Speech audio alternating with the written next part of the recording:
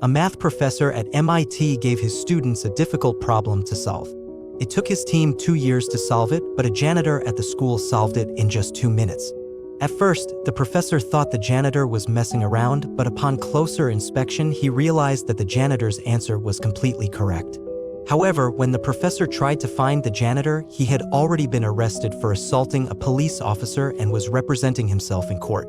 William, the janitor, skillfully quoted various laws, leaving the professional lawyers speechless. The professor was amazed by William's performance.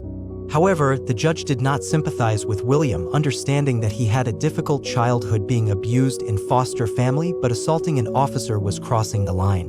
Therefore, he sentenced William to jail and set a bail of $50,000. This gave Professor Gerald an opportunity.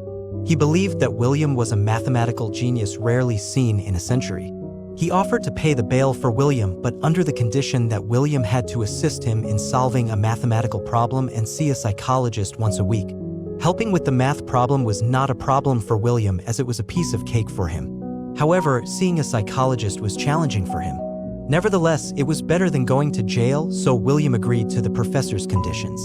The professor was very satisfied with William's mathematical abilities, and they worked together seamlessly to solve the problems that had troubled the professor for a long time. However, the other condition did not go so smoothly. William disliked seeing psychologists, so he came up with a plan.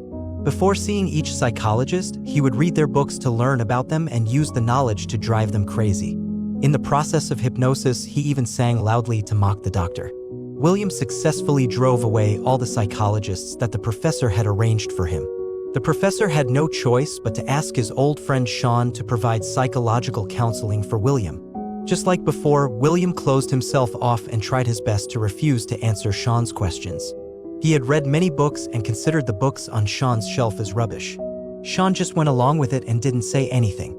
Until William saw a painting, he finally found a breakthrough. From the painting, he deduced that Sean had suffered a severe blow before.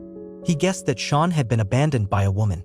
At first, Sean remained calm, but as William became more offensive, insulting Sean's wife, Sean finally couldn't bear it and became angry. William won this round, but what he didn't expect was that his behavior didn't make Sean give up. Instead, it strengthened Sean's determination to save him. On Thursday, William came again, and this time Sean planned to take him to a place.